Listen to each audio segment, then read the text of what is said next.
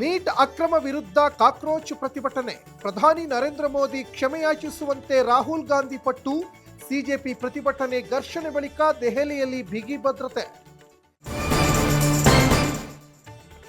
Neat ಪ್ರಶ್ನೆ ಪತ್ರಿಕೆ ಸೋರಿಕೆ ಗಂಭೀರ ಅಪರಾಧ. ಅಪರಾಧಿಗಳಿಗೆ ಕಠಿಣ ಶಿಕ್ಷೆ ನೀಡಬೇಕು. ಪ್ರಧಾನಿ ನರೇಂದ್ರ ಮೋದಿ ಮೊದಲ ಪ್ರತಿಕ್ರಿಯೆ.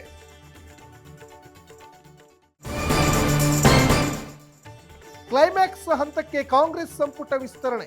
ದೆಹಲಿಗೆ ಹೊರಟ ಸಿದ್ದು, ಡಿಕೆ, ಹರಿಪ್ರಸಾದ್. 20 ಸ್ಥಾನ, 40 ಆಕಾಂಕ್ಷಿಗಳು. ಯಾರಿಗೆಲ್ಲ ಚಾನ್ಸ್? ದೆಹಲಿ ಚಲೋಗೆ ಅನ್ನದಾತರ ರಣಕಹಳೆ. ಭಾರತ ಅಮೆರಿಕ ವ್ಯಾಪಾರ ಒಪ್ಪಂದದ ವಿರುದ್ಧ ಆಕ್ರೋಶ.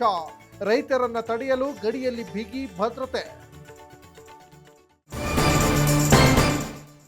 ಕಾವೇರಿ ನೀರು ಪೂರೈಕೆ 6ನೇ ಹಂತದ ಯೋಜನೆಗೆ ಚಾಲನೆ. ಕೆಆರ್ಎಸ್ ಹಿನ್ನೀರು ಪ್ರದೇಶದಲ್ಲಿ ಸದ್ದಿಲ್ಲದೆ ಮಣ್ಣು ಪರೀಕ್ಷೆ.